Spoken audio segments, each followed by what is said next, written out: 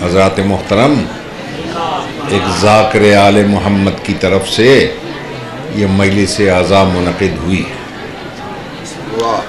इसलिए मैंने उस आयत का इंतखाब किया जिसमें अल्लाह अपने हबीब से फरमा रहा है वज़क्किर, मेरा हबीब तू भी ज़ाकिर बन जा।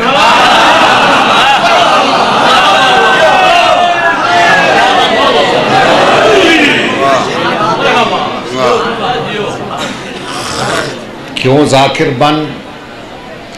इन्ना ज़िक्रा तनफ़उल मुमिनीन, मोमिनीन के लिए अगर कोई शय फ़ायदेमंद है तो वो ज़िक्र हुसैन है।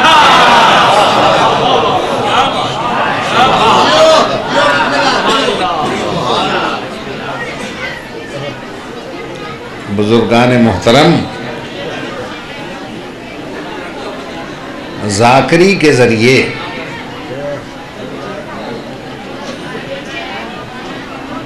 जो फ़र्द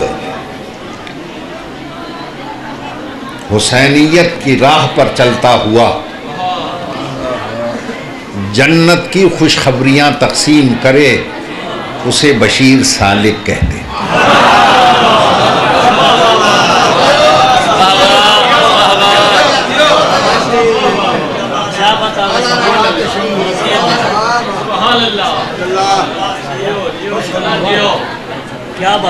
और अल्लाह क्या फरमाता है?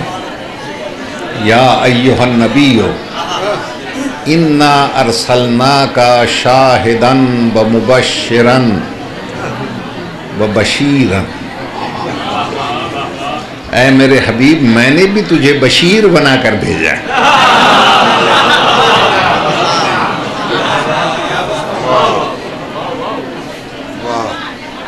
बशीर का मतलब होता है जन्नत की बशारत देने वाला।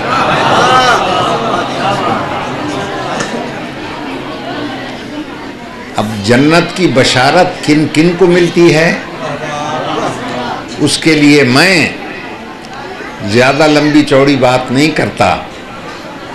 सारे फ़लसफ़े को सुल्तानुल आरिफीन हज़रत सुल्तान बाहू ने समेटा। उनका शेर है, जन्नत वैसिन ऐश करेसिन इल्लल मवद्दत वाले हूँ।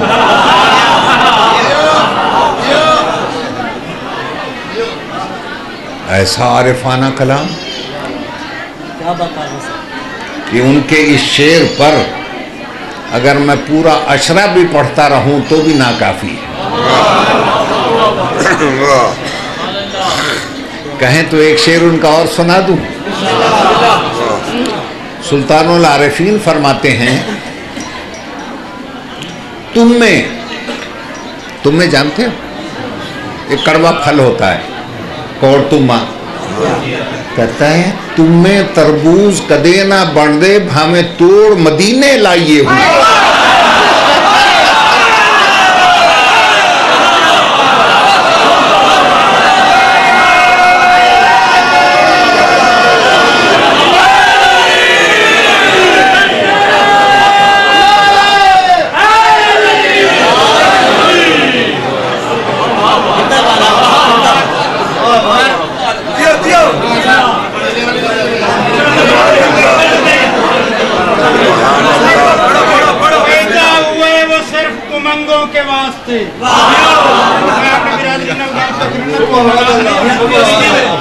पैदा हुए वो सिर्फ उमंगों के वास्ते, जन्नत फकत अली के मलंगों के वास्ते।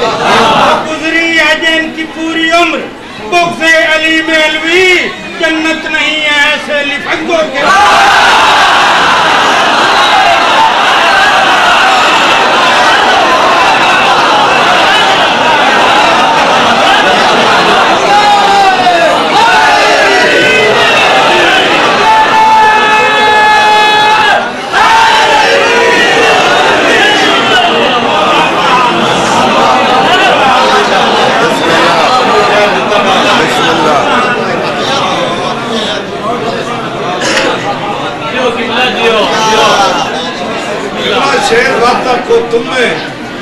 तुम्हें तरबूज कदे ना बन दे भावे तोड़ मदीने लाइए।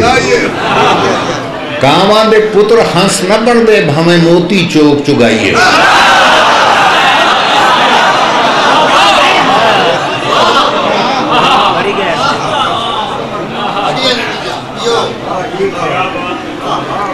दिल दरिया समंदरों डूंगे, कौन दिलां दियां जाने। ये मारिफत भरा शेर है, आम आदमी से क्या समझेगा। देखो जी, समंदर कितना ही गहरा क्यों ना हो, फिर भी उसकी कोई ना कोई हद होती है। मगर अल्लाह की कोई हद नहीं है, वो लामहदूद है। और दिल मोमिन का अल्लाह का घर है। इसलिए सुल्तान ने कहा, दिल दरिया समंदरों डूंगे। समंदर की हद होती है, मोमिन के दिल की कोई हद ही नहीं।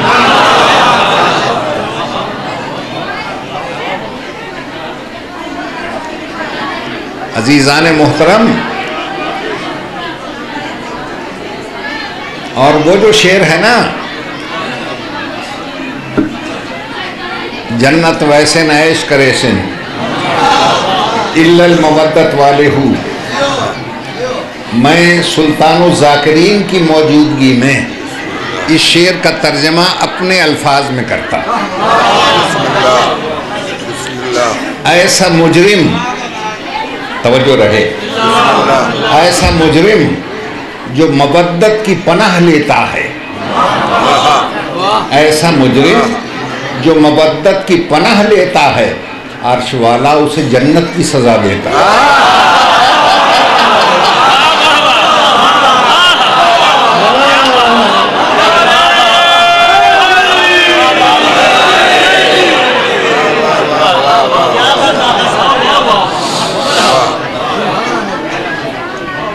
सुल्तानुल आरिफीन समझाना ये चाहते हैं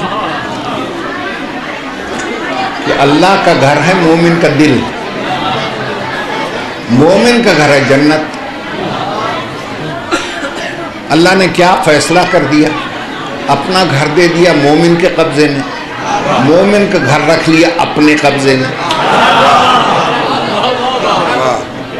और फैसला ये किया, देखो मोमिनो, मेरे घर में मुझे रखोगे तो तुम्हारे घर में तुम्हें रखूंगा, मेरे घर में किसी और को ले आओगे, तुम्हारे घर में किसी और को टिका दूंगा।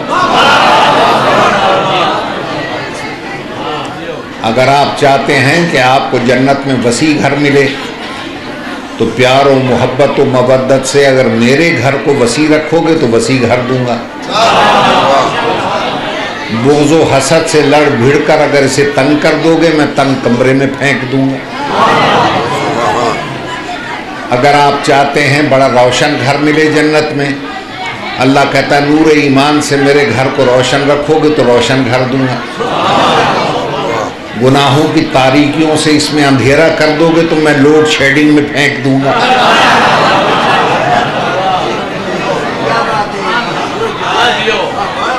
अगर आप चाहते हैं कि जन्नत में सजा सजाया हुआ घर मिले, तो मेरे घर को सजाओ, सजा हुआ घर दूंगा।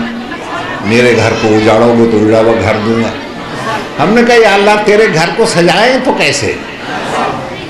उन्होंने कहा वो तरीक़ा भी मैं बताता हूँ।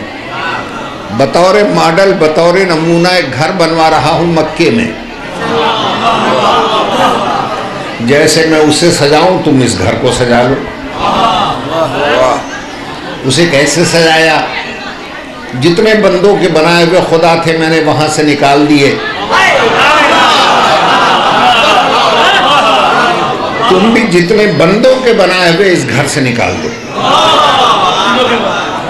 और सजाना अगर ज्यादा है, जिसे मैंने उस घर में बुलाया था उसे इस घर में बुला लो।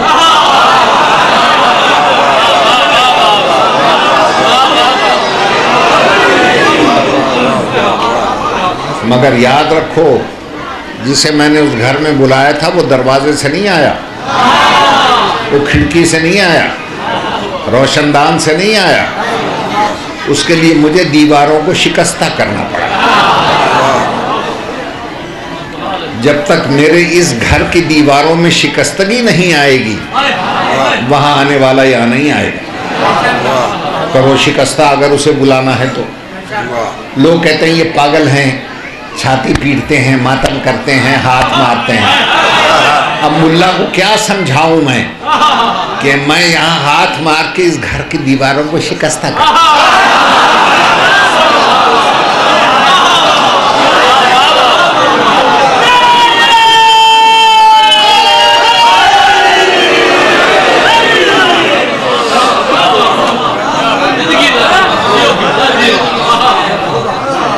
ताकि वहां आने वाला यहां भी आ जाए। और अजीजों, मातम का कोई लंबा चौड़ा फलसफा नहीं है।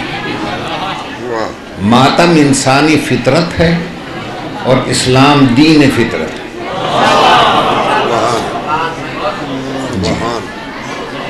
देखो ना, आप चले जा रहे हो, फर्ज करो पाँव में चोट लग जाए तो चोट की जगह पे सबसे पहले कौन सी शय आती है?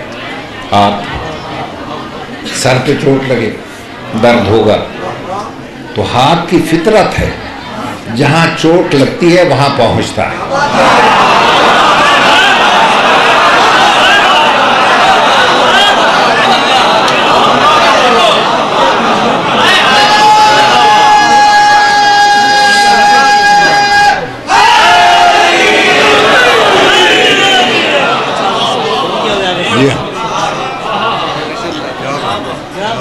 अब अगर किसी के दिल पर चोट लगे तो हाथ की फितरत है वहां आएगा। और हम सारी कायनात को गवाह करके कहते हैं जितनी चोट हमारे दिल पर लगी है किसी के दिल पर नहीं।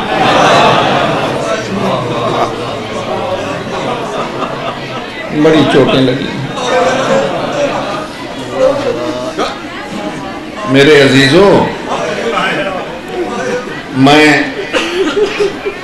फाजिल जलील सुल्तानुल ज़ाकिरीन सैयद मदा हुसैन साहब क़िबला से पिछले दिनों एक तकरीर सुन रहा था, तो ये फरमा रहे थे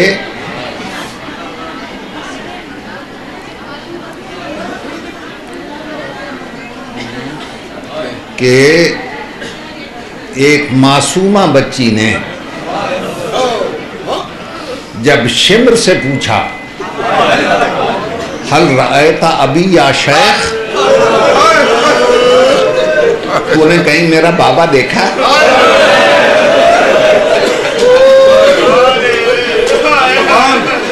तो इसका जवाब मलऊन ने यूं दिया,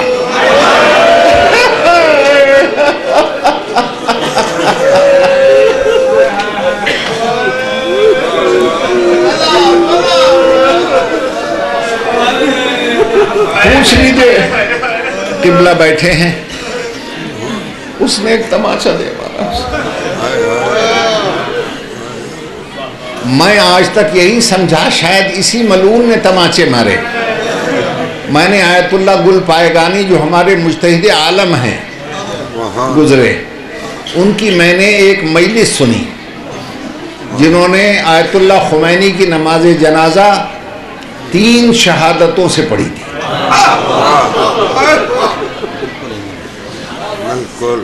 उन्होंने अपनी तकरीर में फरमाया मुझे सारी रात नींद नहीं आई कि सिर्फ शिमर में नहीं तमाचा मारा।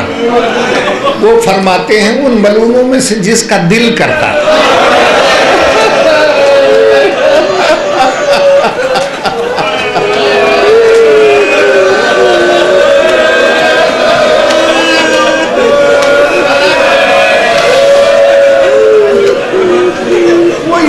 मार देता था। उससे अगला फिक्रा अगर आप सुनेंगे आपको सारी रात नींद नहीं आएगी। मासूमा का चेहरा छोटा था, कान जख्मी थे,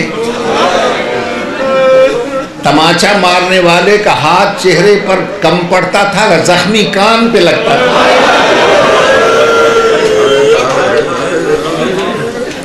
वो फरमाते हैं, उनके जुमले सुने, रफ़अत बे अशबारिन, दुखते हुए कानों पर तमाचा खाकर बच्ची कई बालिश ऊपर बुलंद होती, सुम्मा सखतत अला जबीनहा, फिर पेशानी के बल गिर जाती।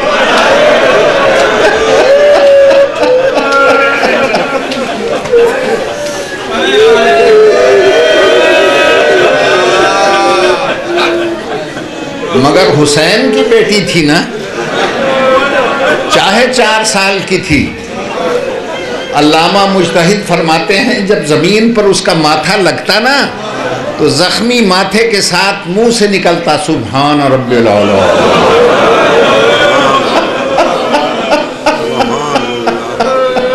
सुभान रब्बिल आला।